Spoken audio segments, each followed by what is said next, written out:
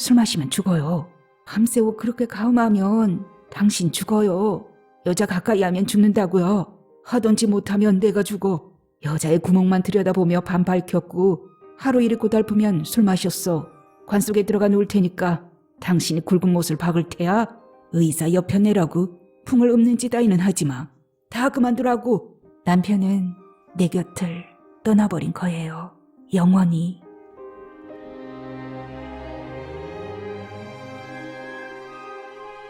돛 올려라.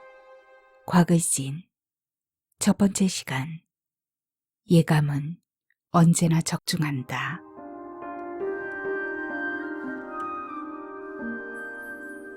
아파트의 육중한 문이 둔탁한 소리를 내며 닫혔을 때 쉼없이 흐르던 시간이 일순 멈추면서 높은 성벽에 갇혀버린 느낌이었다. 규자는 도시락 2개씩을 챙겨서 등을 떠밀어 쫓아낸 아이들이 엘리베이터 속에 그녀처럼 갇혀버리면 어쩌나 하는 맹목적인 불안을 이기지 못하고 서성거렸다.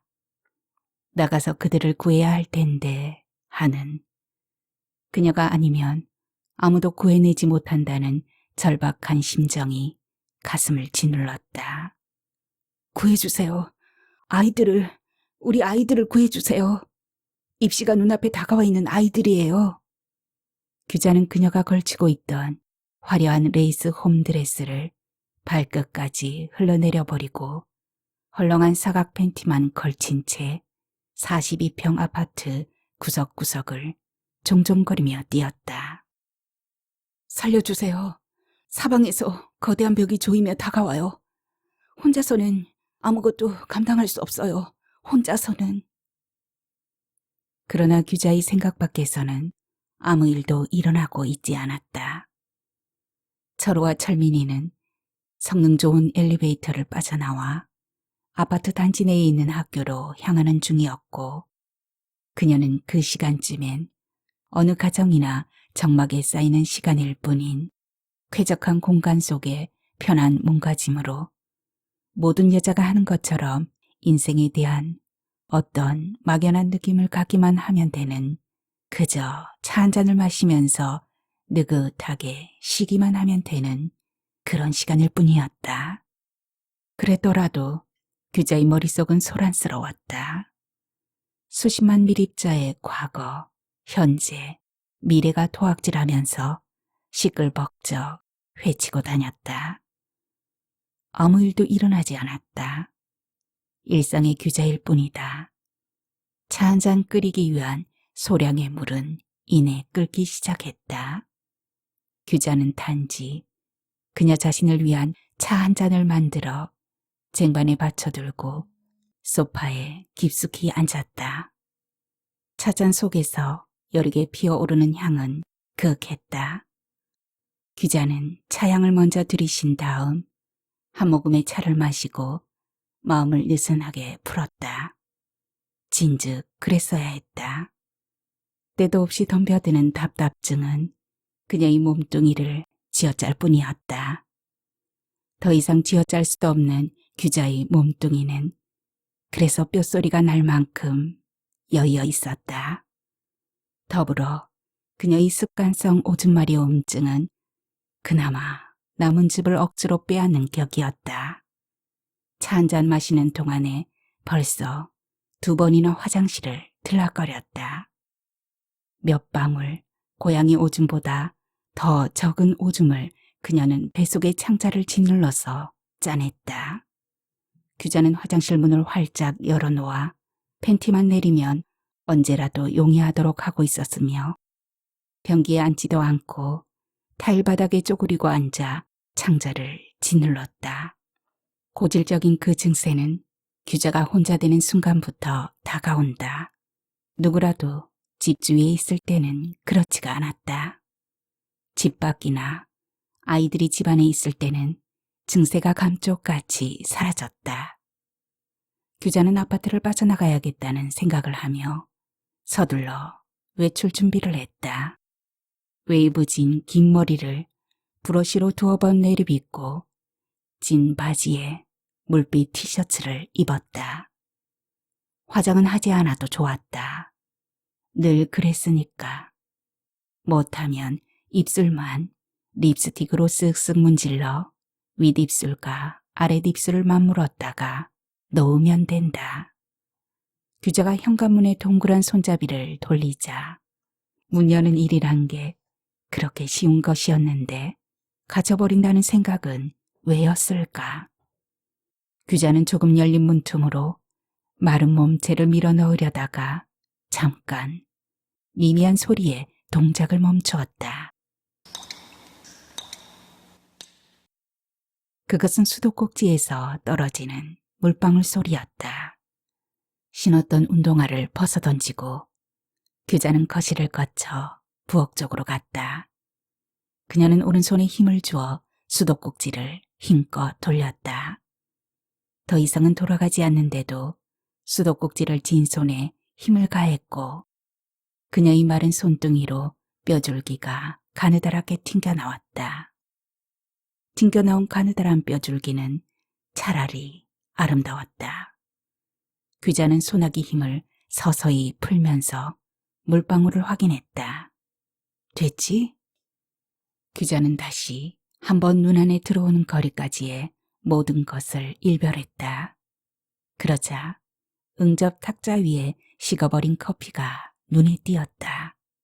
3분의 1쯤은 아직 남아있었다. 아까운걸?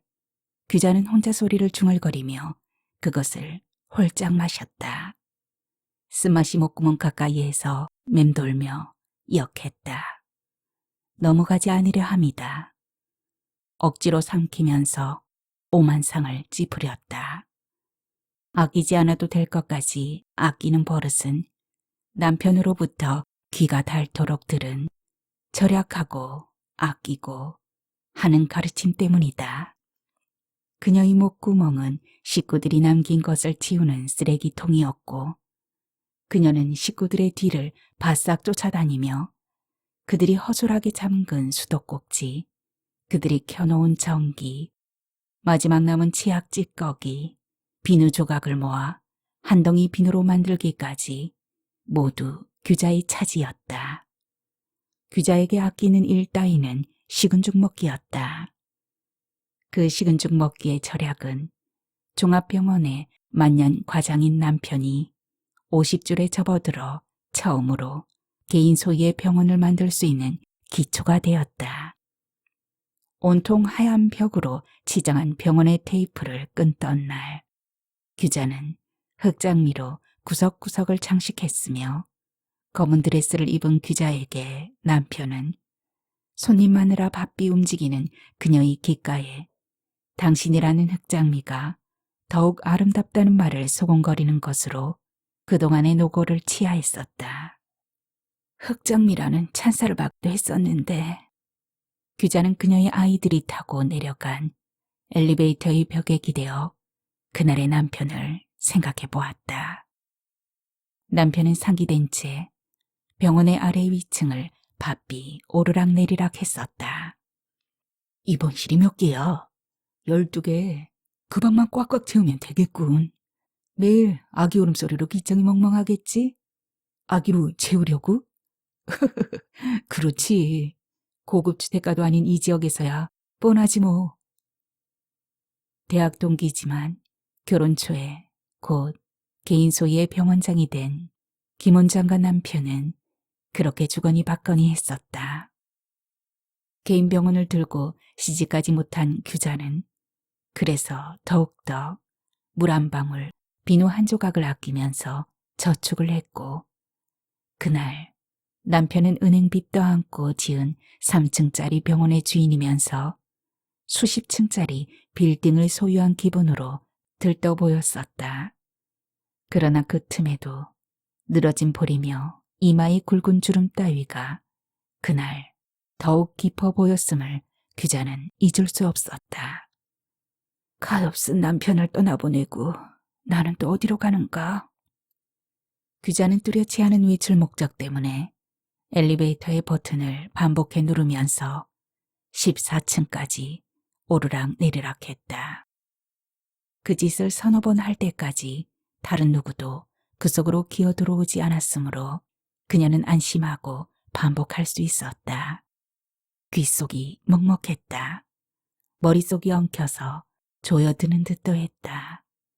찌든 때를 닦을 때 쓰는 가는 철사로 된 수세미처럼 엉켜서 소란스러웠다. 꼭 어딘가에 갇혔다는 강박관념이 짓누를 때마다 그 수십만 개의 미립자가 요동했다.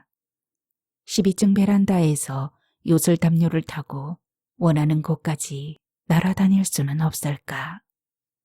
엘리베이터는 조금씩 그의 입을 벌렸다. 기척도 없이 젊은 여자가 들어왔다.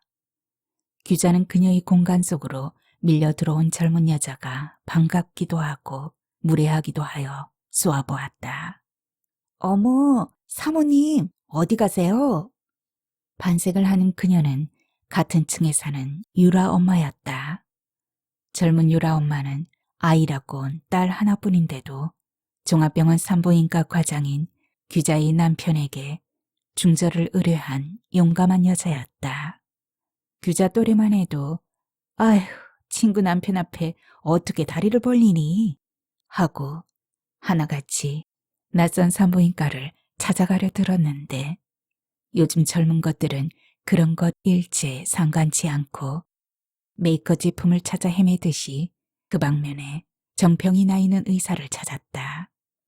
의사이고 환자일 따름이지 같은 층에서 가끔 마주치는 것 따위는 고루하다는 것이었다. 병원을 짓고 나서 엘리베이터 안에서 유라 엄마와 마주친 적이 있었는지 규자의 남편은 그 끝호에 사는 유라 엄마 있지? 완전 땡족이지? 하고 규자에게 물어왔었다. 그는 고객을 하나 놓쳤다는 투였다. 남편에게 성숙한 여자들은 모두 그의 밥처럼 보이나 보았다. 규자는 픽 웃으며 그랬나요? 했을 뿐이었다. 아, 남편이 마감시켜버린 여자구나. 규자는 아 하면서 웃어주었다. 저 에어로빅 가는 시간이에요. 사모님은 어디 가세요? 나요? 미장원에. 머리가 길어 짧게 커트 좀 하려고요. 규자는 대충 생각나는 대로 주워댔다. 어머, 지금 머리 아주 좋은데요? 헝클어졌어요. 헝클어져요? 이렇게 결 좋은 머리가 왜 헝클어져요? 자고 나면 헝클어져요. 아휴, 자고 나면 누구나 다 헝클어져요. 저처럼 짧은 머리도 헝클어지는걸요. 유라 엄마는 단발형의 짧은 머리를 쓸어 올리면서 말했다. 규자는 맥없이 그런가요? 하면서 21번 길게 들이쉬었다. 그렇지. 자고 나면 다 헝클어지지. 일의 숫자의 밝은 불이 튀어오르더니 엘리베이터는 멈춤 동작이 되었다. 이어 소리도 없이 틈이 벌어지고 유라 엄마가 먼저 빠져나갔다. 미장원과 헬스클럽은 같은 상간에 있죠? 유라 엄마는 친절하게도 규자와 나란히 걸어주며 말했다. 규자는 그녀의 옆구리 끝에 매달리듯 나란히 걸어야 했다. 이 여자 왜 이렇게 귀찮게 구는가? 규자의 생각이 그랬더라도 그녀가 작은 가방을 흔들며 자랑스럽게 헬스클럽으로 들어갈 때까지는 함께 걸어야 했다. 우리 며느리 에어로빅인가 그거 하러 갔어. 그거 텔레비전에서 보니까 옛날 우리가 했던 도리끼질이나 빨리 하던 것과 같더구먼. 하긴 요즘 젊은 것들은 그런 일 안 하니까 비슷하게 만들어서 하겠지. 규자는 언젠가 놀이터에서 손자들의 그네를 밀어주며 하루를 소일하던 할머니의 푸념을 들은 적이 있다. 여가 선용, 다이어트라는 이름으로 성행하고 있는 헬스클럽이라는 데가 못마땅하던 터였다. 에어로빅 재미있어요? 기자가 무심코 한마디 던졌다. 그럼요. 리듬에 맞춰서 춤을 추는 거예요. 말하더니 유라 엄마는 리듬을 타는 듯 몸을 좌우로 두어 번 움직이면서 멋쩍은 양씩 웃었다. 규자도 웃었다. 여자가 귀엽게 굴었다. 군더더기 없어서 아직은 밝은 여자구나 하는 생각이 들었다. 그리고 헬스클럽 원장이 얼마나 재밌다고요. 사모님도... 유라 엄마는 말을 중단하고 규자의 옆모습을 흘끔 바라보더니 사모님 체격으로는 하다 말고 또 말꼬리를 바꾸어서 아니지. 참, 마른 체격은 운동으로 근육살을 붙여야 한대요. 탄력이요. 유라 엄마는 번덕스럽게 이어가던 말끝을 겨우 끝내는 것 같았다. 무심히 한마디 참견했던 규자는 기겁을 했다. 빨리 그녀 곁에서 도망치고 싶었다. 규자는 나란히 걷던 걸음을 약간 늦추었다. 머리 너무 많이 자르지 마세요. 지금도 보기 좋은 상태니까요. 유라 엄마는 진심인 듯 그렇게 한마디 더 하고 상가 층계를 올라갔다. 규자는 정말 그녀가 머리를 잘라야 하는지 어떤지 1층 상가 복판에 큼직하게 자리 잡은 미장원으로 들어갔다. 머리를 잘라야 해요. 흰 가운을 입은 아가씨가 불쑥 왜 왔느냐고 물을 것 같아서 규자는 먼저 그렇게 말했다. 앉으세요. 아가씨는 규자가 앉기 쉽게 의자를 끌어내 주었다. 규자가 첫 손님이었다. 머릿결이 좋으시네요. 아가씨는 그녀의 긴 머리에 물을 적시며 말했다. 규자는 미용사가 건네는 말에 대꾸하기 싫어서 잘라주세요. 짧게 하고 말했다. 짧게요? 그래요. 어떤 형으로? 짧은, 아주 짧은. 아가씨는 가위를 오른손에 쥐고 왼손으로 규자의 긴 머리카락을 쓸었다. 흰 가운을 정갈하게 입은 아가씨가 엄숙한 표정으로 가위를 치켜들었을 때 규자는 섬뜩한 한기를 느꼈다. 아가씨가 인체 수술용 가위질을 할 참인 듯 했기 때문이다. 잠깐! 규자는 날카로운 목소리로 저지했다. 가위를 머리카락 속에 집어넣으려고 하던 아가씨가 멈칫했다. 저 왼손잡이세요? 아니에요. 오른손이에요. 미용사 아가씨가 가위진 손을 규자 눈앞에 대고 찰칵찰칵 2번 소리를 만들었을 때 규자는 몸찔 겁먹었지만 미소를 지었다. 좋아요. 짧게 자르세요. 규자는 머리를 자르는 동안 내내 눈을 감고 있었다. 얼마의 시간이 지났을까? 어때요? 긴 머리도 좋았지만 이렇게 짧게 커트하니까 한 10년은 젊어 보이네요. 아가씨는 자신의 솜씨에 만족한 듯 상냥하게 말했다. 규자는 대꾸 없이 버릇대로 귀 밑으로부터 머리카락을 쓸어내렸다. 뭉뚝했다. 긴 머리였을 때는 한참을 쓸어내리면서 손가락 사이로 머리카락의 보드라운 감촉을 느꼈는데 아니었다. 규자의 눈빛을 읽은 미용사 아가씨가 왜 마음에 안 드세요? 했다. 아니, 좋아요. 썩 마음에 들지 않았지만 규자는 좋아요. 대답했다. 머릿속에 가득 찬 쓰레기들을 끊어 없애버린 기분만으로 결 좋은 긴 머리를 잘라버린 것에 대해 후회하지 말았어야 했다. 규자는 미장원을 나와 곧 택시를 타고 운전기사에게 마장동 터미널요 했다. 남편이 타고 떠난 버스를 타야겠다는 생각이 내재되어 있었던 것이다. 나흘 전 규자는 춘천으로 가는 직행버스에 남편을 태우고 전송했었다. 친구네 아는 사람도 그곳에서 휴양하고 건강을 찾았다니까요. 그곳의 약수가 이장병에 좋대요.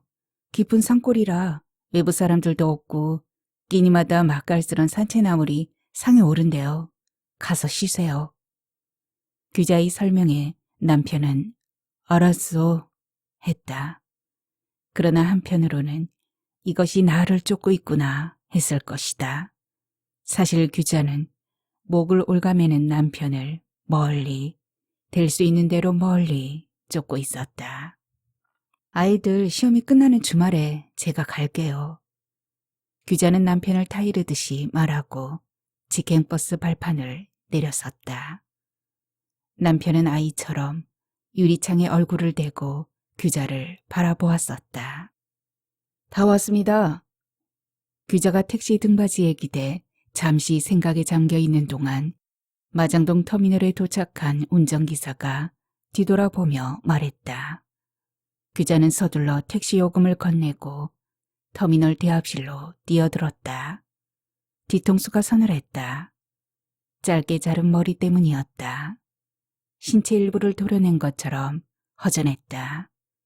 도려낸 육신의 일부를 누군가가 훔쳐보는 것 같았다. 남편이 타고 떠난 것과 똑같은 버스는 기다림으로 거기 있었다. 규자는 뒤쪽으로 걸어가서 불썩 주저앉아 어서 떠나기를 기다렸다. 2분쯤 지났을까.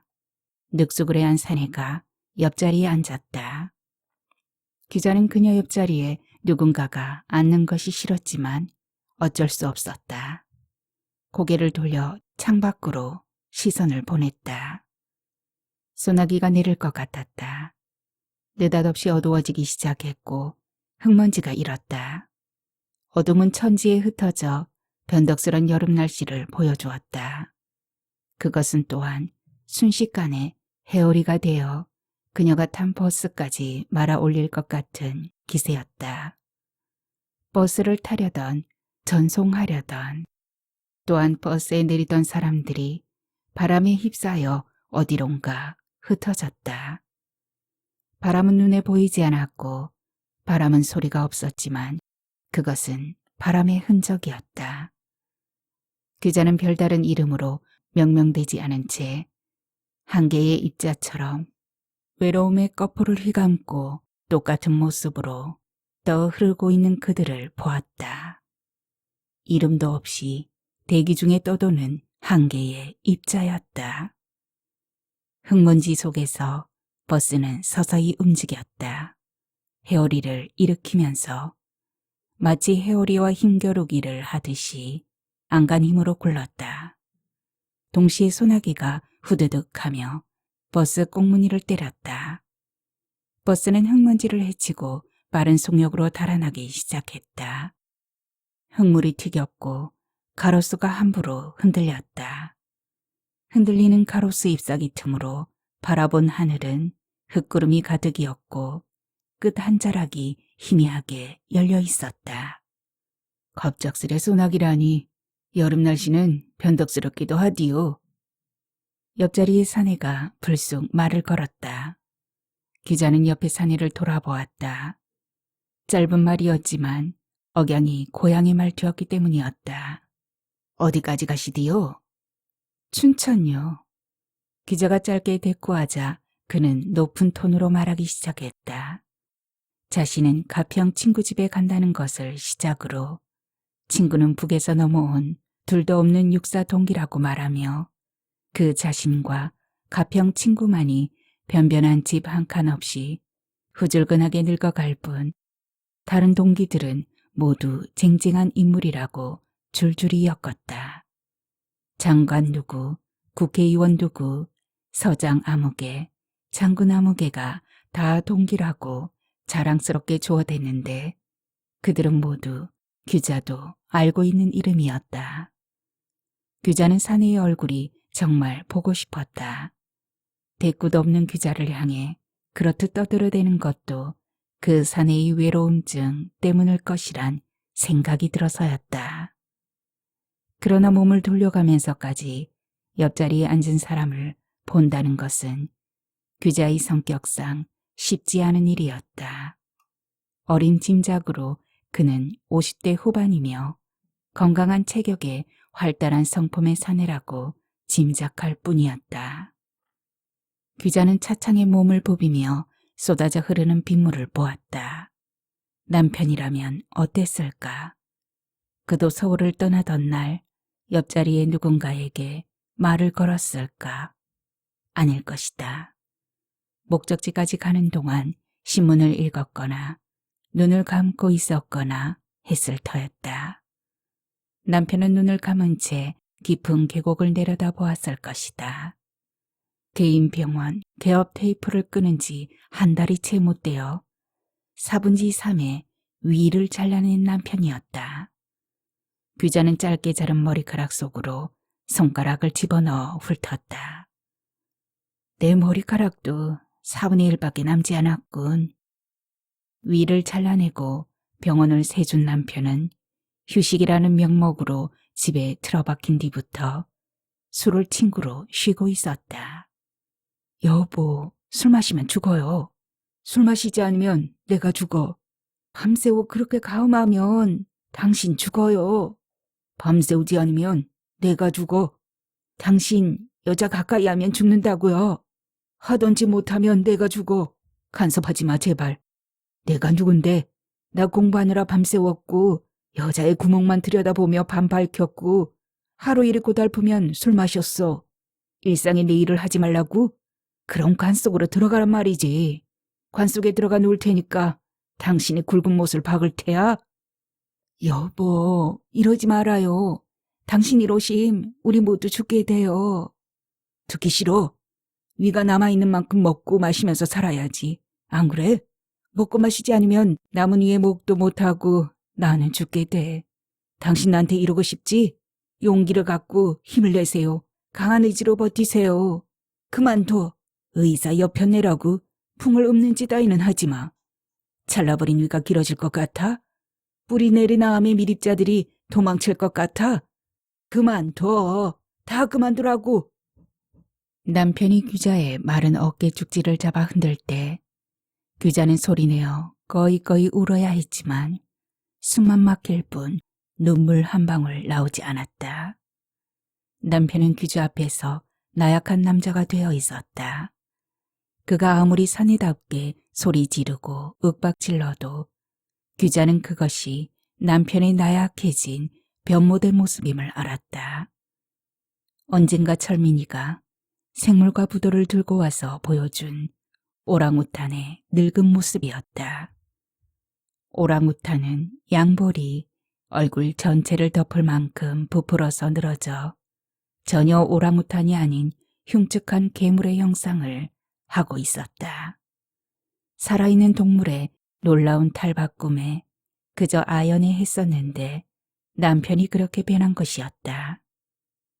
일하는 사람이 쉬면 자칫 정신적인 발작을 유발한다며 정형외과 의사인 남편의 친구가 남편을 지방종합병원에 알선했을 때 남편은 3일도 채우지 않고 올라와 버린 적도 있었다.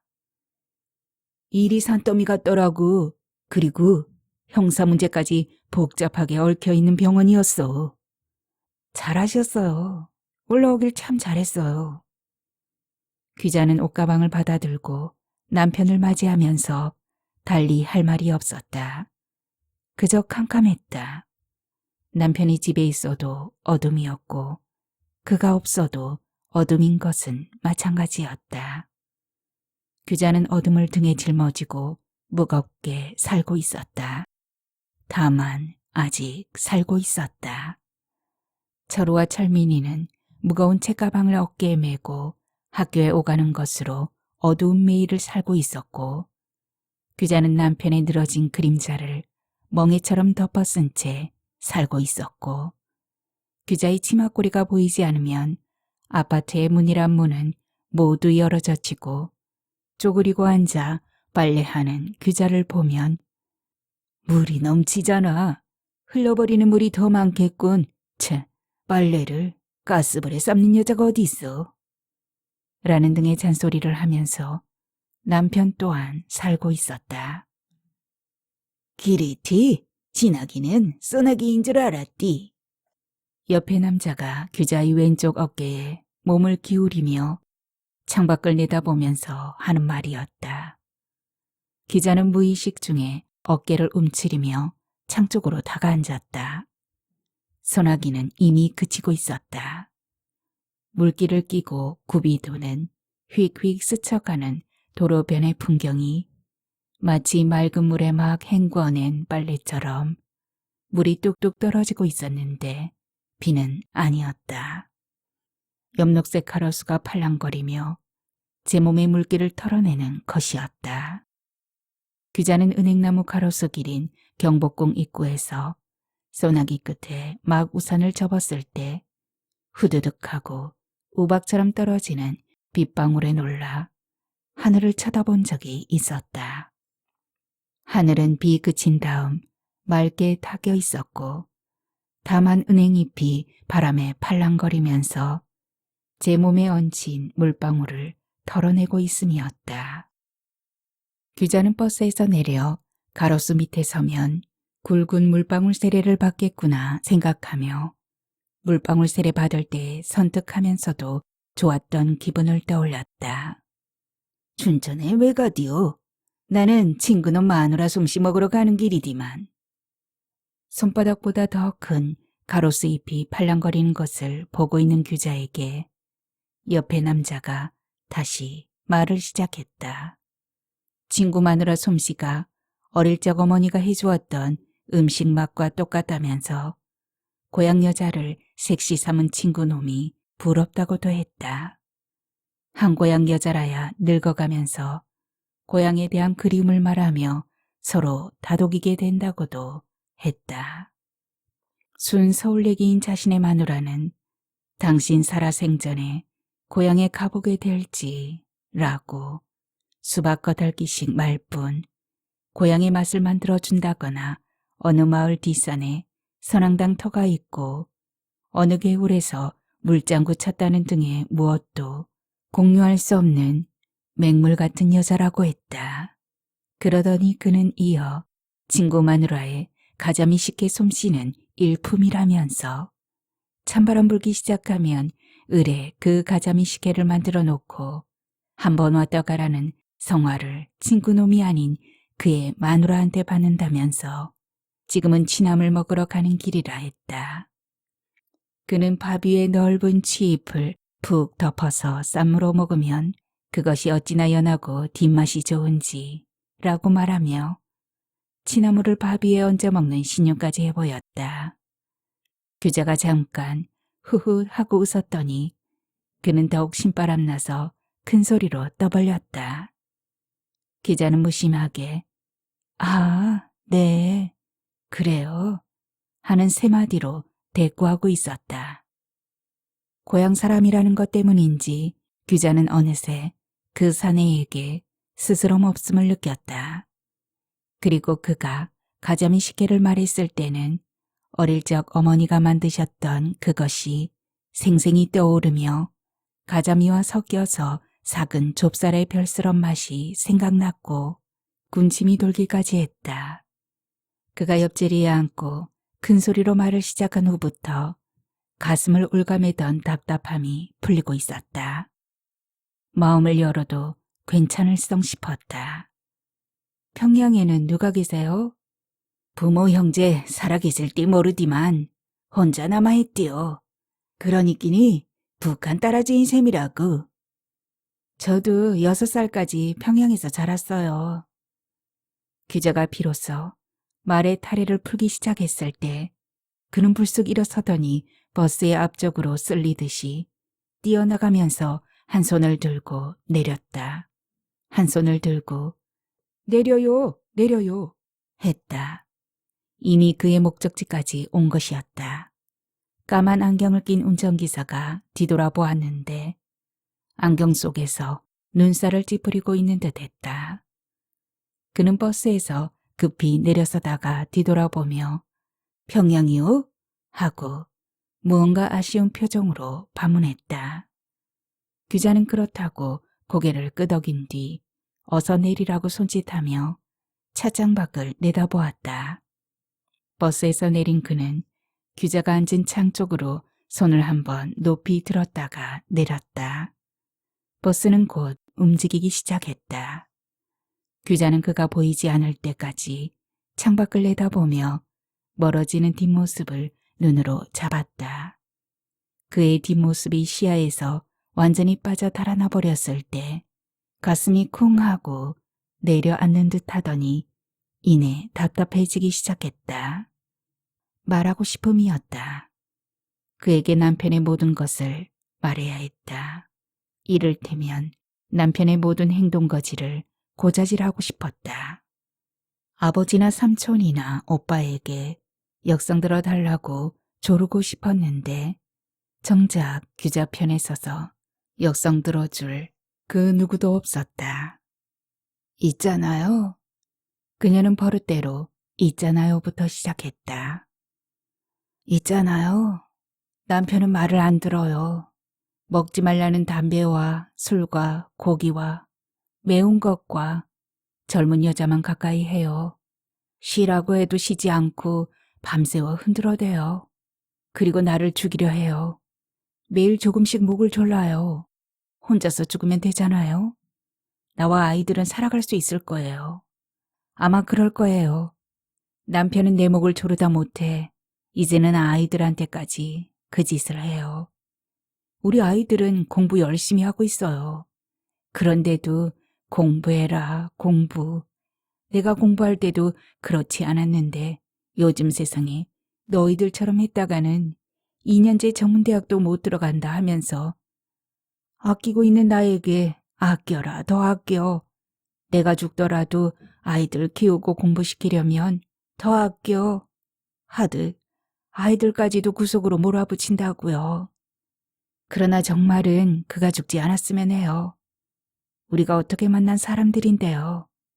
학교 도서관에서 웅승거리고 있는 그와 도시락을 나누어 먹는 짧은 시간만으로도 즐거웠고 야외로 빠질 수 있는 교통비가 없어서 학교 뒷산으로 올라가 둘만의 작은 정원을 만들어 놓고 미래를 꿈꿨다고요.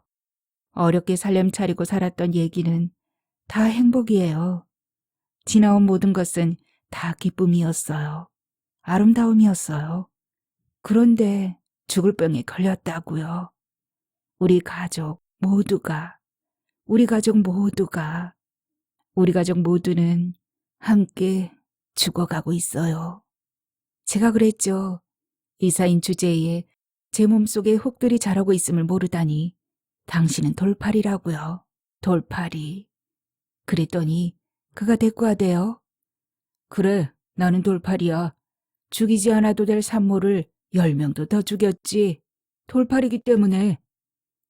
그래서 나는 다시 지적했어요. 당신은 돌팔이가 아니에요.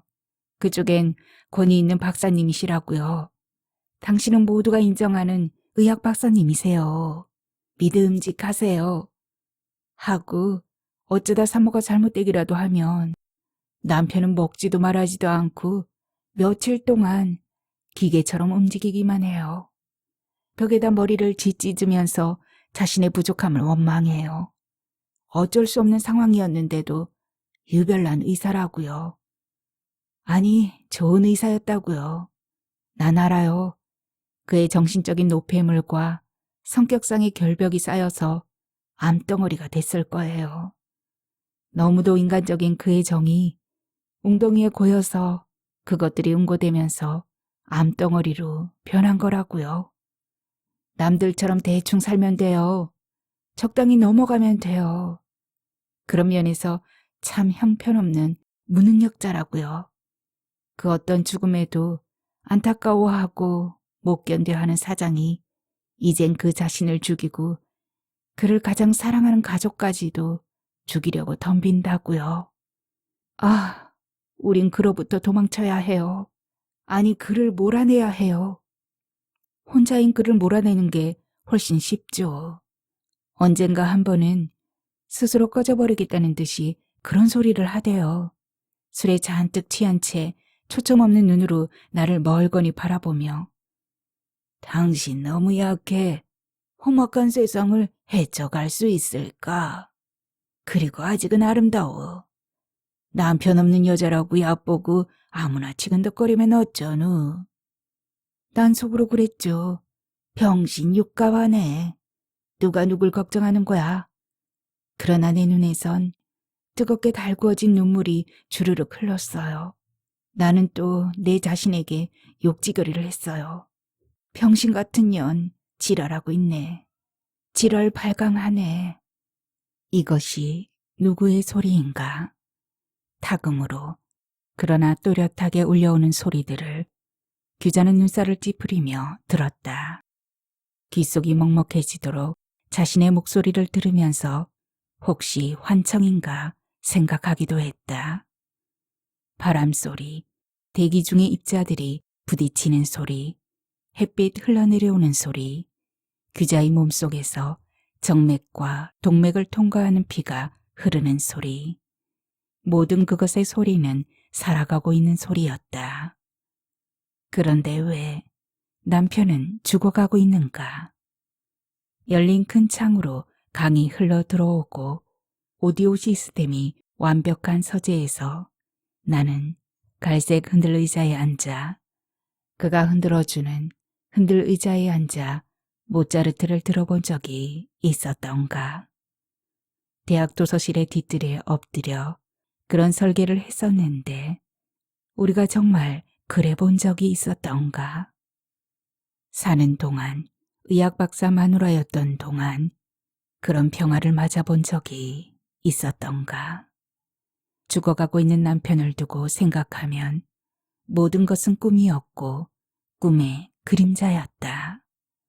내 마음 속에는 어두운 계단이 하나 있어 꿈의 그림자는 매일매일 그 어둠의 계단을 하나씩 짚고 내려가지. 기자는 옆자리에 앉아있던 사내를 따라 내릴걸. 그래서 그가 짚고 내려가야 할 어둠의 계단길을 피할걸 하는 생각을 했다. 위로받고 싶었다. 지금이라도 버스가 서주기만 하면 되돌아가서 그의 뒤를 쫓을 수 있을 것 같았다. 그가 옆자리에 없는 지금은 어둠만 가득했다.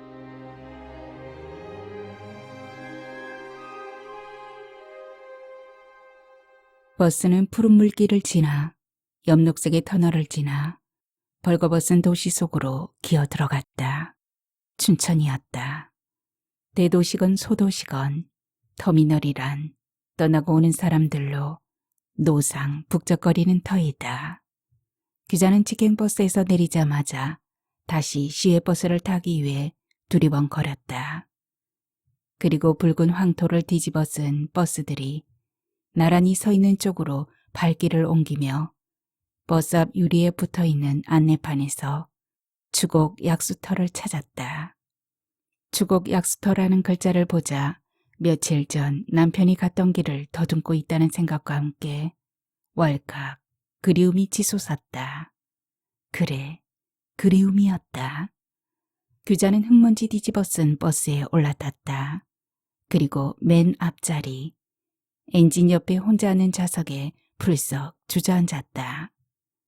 비스듬히 비켜 들어온 햇살이 그녀의 오른쪽 목덜미를 핥았다. 규자는 얼굴을 찡그리다가 아예 눈을 감아버렸다. 버스가 떠날 때까지는 느긋하게 기다려야 할 것 같았다. 그동안 낯선 햇살은 마른 규자가 바사삭 소리가 날 만큼 더욱 말리 우리라. 한 점 바람도 한 점 습기도 섞이지 않은 순백의 햇살이 규자를 한 곳에 정지하게 하고 있어서 그녀는 박제된 동물인 듯 했다. 서너 명의 안악과 노인 두엇을 더 태우고 버스는 낡은 엔진 소리를 뱉으며 서서히 움직였다. 이제부터 춘천 시가지를 벗어나 보다 더 깊은 미지로 가는 것이었다. 가는 동안 규자는 깊고 아득한 잠 속으로 빠져들었다. 가파른 산을 깎아 만든 길은 비포장이어서 덜컹거렸으며 심한 커브 때문에 몸이 좌우로 급격히 출렁했다. 산 허리에 허연 구렁이가 기고 있는 것처럼 버스가 가야 할 길이 희끗희끗 보였다. 몇 구비를 돌아 차창 밖으로 내려다보면 수십 길 낭떠러진 계곡을 끼고 고개하듯이 버스는 내달렸다. 그래도 규자는 잠을 잤다. 요람을 타고 잠든 아기처럼 규자에게 안성맞춤인 출렁거림이었다. 규자의 화장기 없는 얼굴에 땀방울이 송송 솟아올랐다. 햇살은 땀방울을 빛나게 했다. 그러나 규자의 의식은 어둠이었다. 어둠 속에서는 아무리 빛나는 햇살도 그냥 어둠이었다. 그녀는 고통에 짓눌리고 있었다. 쇠줄을 무겁게 끌고 주렁주렁 혹이 달린 험악한 사내가 그녀의 주위에서 춤을 추었다. 규자는 험악한 형상의 사내가 불쌍해 울고 싶었다. 어릴 적부터 습성이 무겁고 험상궂게 생긴 어떤 것에라도 두려움이나 겁보다는 측은함이 먼저 감정의 연약한 세포를 건드려서 바르르 떨기부터 했다. 무서움은 피하면서도 도망갈 수 있지만 측은함이나 가여움 때문이라면 피할 수가 없었다. 그래서 어떻게 할 바를 모르고 떨며 한 곳에 경직되어 안타까워만 할 뿐이었다. 그 어린날의 습성대로 괴물 같은 사내가 목을 조이려고 휘적거리고 있었지만 기자는 피할 생각은 못했다. 험악한 그의 고통이 오죽할까 하는 애처로움으로 함께 고통스러워해야 했다.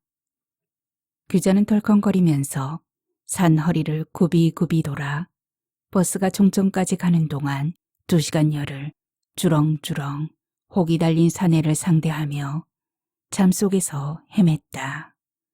버스가 하천부지의 자갈밭에 급정차했을 때 규자는 깜짝 놀라 눈을 떴다. 다치셨습니까? 급정차했음을 인정한 운전기사가 그녀를 보며 말했다. 규자는 대답 대신 사방을 휘둘러 보았다. 풍경이 생소했다.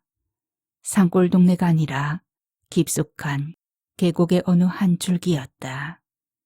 온전한 정류장도 아닌 버스 한 대를 어렵게 돌려서 오던 길로 되돌아갈 수 있는 좁은 공지일 뿐이었다. 괜찮으시냐니까요.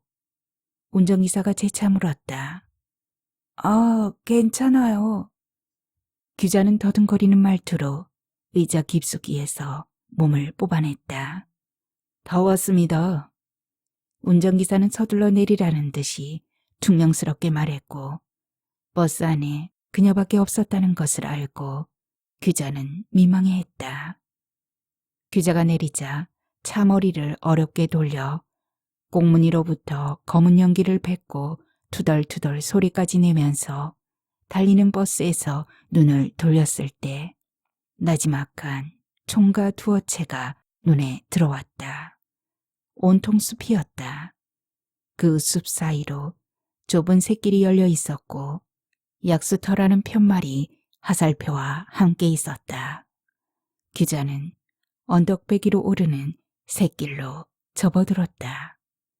남편의 발자국이 그곳에 흔적으로 보이는 것 같아서 찾기는 쉬울 듯했다. 규자는 아무 생각 없이 숲길을 따라 올라갔다. 길목에 산딸기가 빨갛게 입술을 열고 있었다. 인적이 없어서 산딸기는 숨쉬고 있는 터였다. 규자는 그것이 참 반가운 것이었어도 딸 엄두를 못 냈다. 때없는 불안이 그녀를 덮었다. 빨간 산딸기와 연관되어 꼬리를 내리는 불안은 무엇 때문일까? 당신들도 때없이 덤비는 불길한 예감을 안아본 적이 있는가? 그리고 그것이 무엇일지라도 맞아떨어지는 경험을 한 적이 있는가? 남편이 없을 것 같았다. 어두운 그림자만 벗어 그녀에게 씌워놓고 알맹이는 빠져나가 버렸을 것이었다. 우리에게 예감 같은 것은 없었으면 싶다. 그놈의 것은 좋은 일일 때보다 좋지 못한 일일 때 한 발 앞서와 얼쩡거린다. 그렇다고 피할 만한 시간적인 여유도 없다. 규자는 두려웠다. 그가 없는 미지에 대한 막연한 두려움이었다. 그것은 적중했다. 불길한 예감은 언제나 적중한다 였다. 아, 그 선생님요. 어제 아침 드시고 서울 올라가셨어요. 우리 집 아이가 버스 타는 곳까지 가방을 들여다 드렸지요. 별로 무겁지도 않은 가방이었는데 굳이 들여다 달라고 했는데 버스에 타시고는 손을 흔들어 주시더래요. 수고했다며 돈까지. 약수터 옆 민박집 주인 여자의 말이었다. 이미 예감하고 있었더라도 아뜩했다. 그녀 스스로 파놓은 함정의 덫에 걸려 어두운 계곡으로 곤두박질하는 기분이었다. 분명히 어제 떠났습니까? 네, 분명히. 글쎄 우리 아이가 손까지 흔들었다니까요. 이상하네요. 어제 가신 분과 중간에서 길이 엇갈릴 리도 없을 텐데. 이상할 것 없어요. 남편은 내가 밀어서 떨어져 나간 것처럼 이장하고 내 곁을 떠나버린 거예요. 영원히. 귀자는 혼자 소리를 하며 발길을 돌렸다. 지금은 차가 없어요. 하루에 4번밖에 들어오지 않아요. 내일 아침에나 떠나셔야 해요. 가지 않아요. 저 아래서 산딸기를 보았는데 그거 따가지고 올라올게요. 왜 푸르스름한 저녁빛 속에서 빨갛게 연그러 있던 산딸기가 떠올랐을까? 송글송글 열린 산딸기는 누구의 열꽃인가? 왜 느닷없이 풀숲에 숨어있는 산딸기가 내면으로 들어와 자리 잡고 있는가? 순간 어슴푸레한 저녁빛을 가르며 숫껑 한 마리가 푸드득 하고 날았다.